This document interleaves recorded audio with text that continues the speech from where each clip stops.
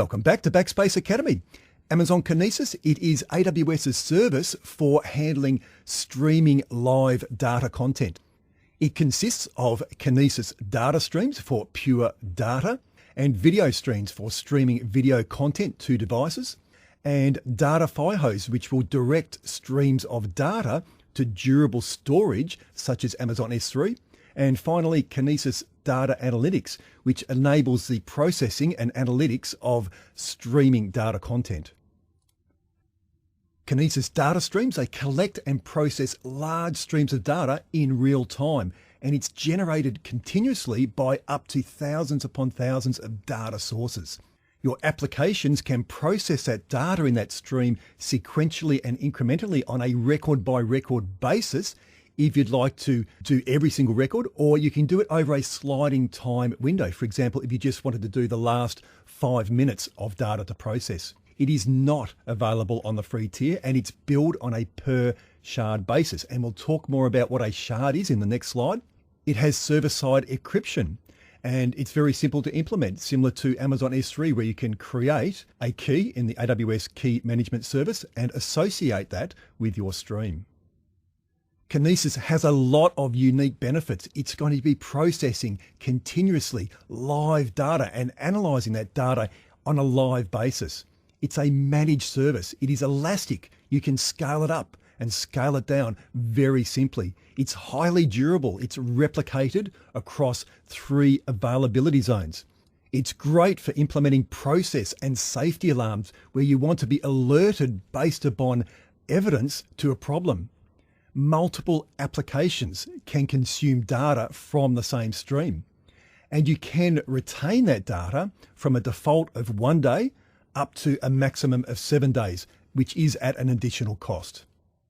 A Kinesis data stream implementation will consist firstly of a producer that will collect data and continually push that data, that live data, into the Kinesis data stream. And then on the output of the stream, consumers will be continuously processing that data in real time. A stream, it's made up of shards, and shards are simply a mini stream within that stream. So the more shards you have inside a stream, the greater the capacity of that stream. Each shard is uniquely identified, and it contains a continuous sequence of data records. Those data records will have a sequence number to identify where they are located in the shard, a partition key which will help to identify which shard within the stream that record is located in, and finally it will have the data blob which will contain the data that we're going to be streaming. A stream can be created using the management console or using the Create Stream software development kit or command line interface operation. On the left-hand side there, we've got producers, and they could be an EC2 instance, they could be a desktop client, they could be a mobile application, provided it has an application that can communicate with a Kinesis service, such as the AWS Software Development Kit or one of the libraries that are available for Kinesis. And that will continuously push data to the Amazon Kinesis stream. Now, a lot of people can be confused about the concept of a shard. And the reason being is that a lot of the diagrams are a little bit confusing. So a shard, it's not a piece of data. It's not a finite piece of data. It's a continuous stream of data. So it is in itself a mini stream. So there you can see you've got your Amazon Kinesis stream in blue, and that inside that will be these shards, which are themselves mini streams. And so that data will pass through those shards. So the more shards you have, the more data you can get through your Kinesis stream. The less shards, obviously, you're going to be more restricted. And those records that are coming from the producer will be pushed into those shards. On the output of our Amazon Kinesis stream, we have consumers, and they are applications that will be reading continuously from our Kinesis stream. And they will be then forwarding that information over to either durable storage, such as Amazon S3, or to a processing service, such as Amazon EMR, or we could also have the Amazon Kinesis firehose, which can direct that stream to other AWS services, such as Amazon S3. Writing to Kinesis streams. Each shard, it can support up to 1,000 put records per second, and it provides a capacity of 1 megabyte per second. So you need to take that into consideration depending on the amount of data that you're going to be putting through your Kinesis stream. The number of shards required is specified when the stream is created. Now, when a producer pushes data to a stream, it will need to provide a partition key. And that's simply a string that you define in your producer application. So it could be XYZ1, XYZ2, whatever. But you organize your data based upon this partition key. And then the Kinesis data service will map that partition key to a specific shard. So the next time that you push data with that same partition key prefix for that record, it will go to the same shard, which makes it easier for your application on the other end to retrieve that data.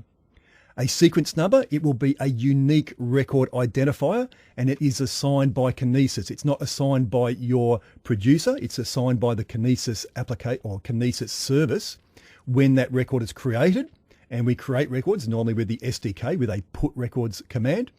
And finally, a shard iterator is supplied by the Kinesis service, and it identifies the position in the shard to start reading data for that record.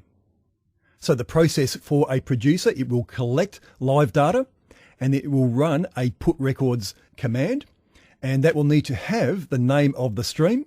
It will need to supply a partition key, and obviously it will need to supply the data that is going into the stream. Reading Kinesis streams. Each shard, it can support only 5 transactions per second. So basically, we're reading a chunk of records at a time normally. One shard, it provides a capacity of 2 megabytes per second of data reads. The shard iterator, it's required to read a stream, and it specifies the position in the shard from which to start reading those data records sequentially. We can specify different shard iterator types depending on where in the stream that we want to get this data. So we can specify it at a specific sequence number or after a specific sequence number. We can specify it in a specific point in time with a timestamp. We can do it at the trim horizon, which will give us the oldest data in the stream. Or we can do it at the latest data if we want to get, say, for example, the last 5 minutes of the latest data. Now that shard iterator, it will be passed to get records. So that can be through the software development kit, or it can be done for you through a Kinesis client library. Now get records, it will return the milliseconds behind the latest record, and it will also give the next shard iterator, and it will then finally give an array of the records, which will include the timestamp for the records, the actual data, and then the sequence number of the records. So the process, if we're using one of the software development kits or the Kinesis Streams API, is that we first need to call get shard iterator, which will give us that shard iterator. We need to supply the ID of the shard iterator type. Remember, if it's at timestamp, or it's the latest, or it's the oldest, or whatever, and then the actual name of the stream itself. If we provide that information to get shard iterator, then we can use that shard iterator with a get records command to actually retrieve those records. And so the get records, again, it will return the milliseconds behind the latest and then the next shard iterator. So we can use that to then go and get our next lot of records. And it then, of course, will supply an array of those records. There are a number of tools that can help us to develop and implement our Kinesis applications. The first one there is the AWS Software Development Kits. We also have a Kinesis client library, which is recommended by AWS, and that is available for Java, Python, Ruby, .NET, and Node.js, and that is for developing Kinesis consumer applications. We have the Kinesis connector library, and that integrates streams with DynamoDB, Redshift, Amazon S3, and Elasticsearch. We also have the Kinesis producer library, and that simplifies the combining of records. So if we've got a lot of small records, it can combine those into one record. So we're going to get the maximum effectiveness and efficiency out of our stream, and then it can write that for us to those streams. So it does simplify a lot of that heavy lifting for us. There is also the Kinesis agent, which is a pre-built Java application that can be used to collect and send data to a stream. So it's great for creating producer applications. And we finally have the Kinesis data generator, which is great if you want to test your consumer application because it can produce test data to a stream for you. Kinesis, it's a fully managed service and makes it really easy to scale up or scale down depending on our circumstances. And that process of scaling is called resharding. And we do that with an update shard count command in the software development kit or the command line interface. And that will increase or decrease the number of shards that are in our stream.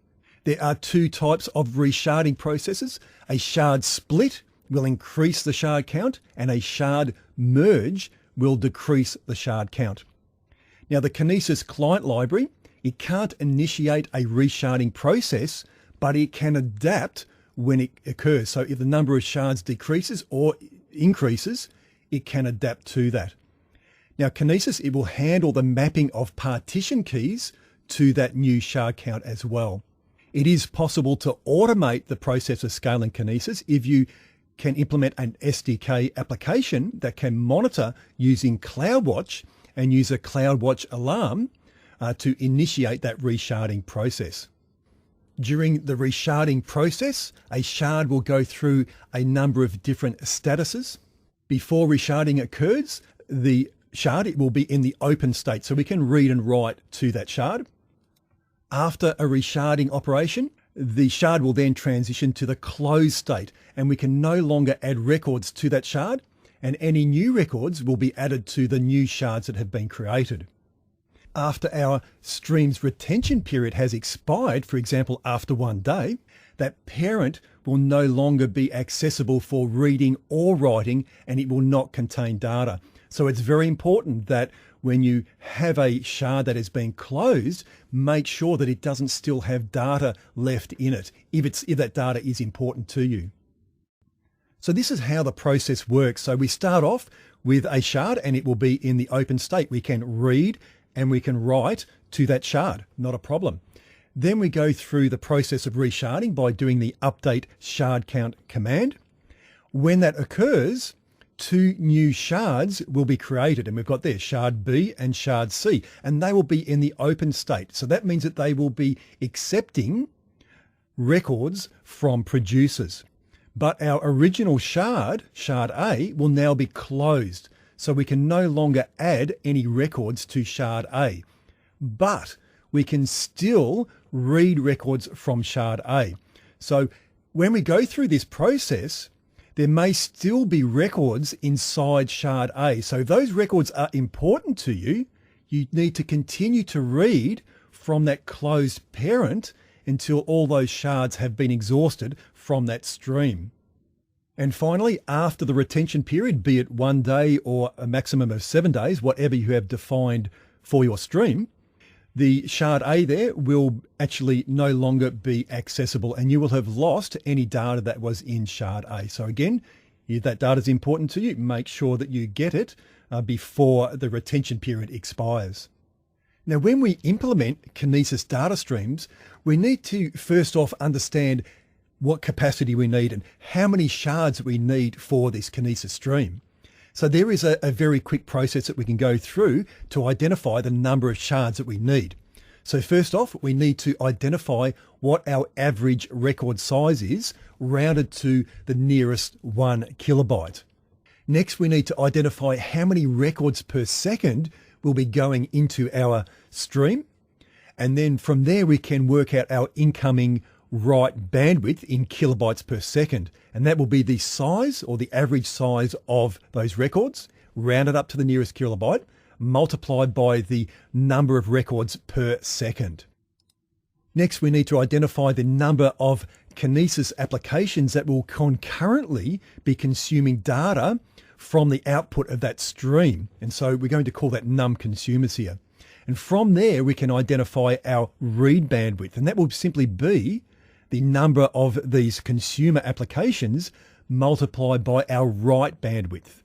Now, if we remember from our previous slides, The capacity of a shard in write will be 1 megabyte per second, and in read will be 2 megabytes per second. So the number of shards that we require will be the maximum of either our write bandwidth divided by 1000, being 1000 kilobytes or a megabyte, or the read bandwidth divided by 2000. Kinesis Video Streams is another offering in the Kinesis service, and that streams live video from devices to the AWS cloud. And not only video, it can also stream non-video time serialized data to the AWS cloud as well. It enables data encryption at rest, but it has a limitation in that it only supports MKV video format. Kinesis video streams are made up of fragments, and those fragments are self-contained sequences of video frames. And we use a put media command to write those fragments to the video stream.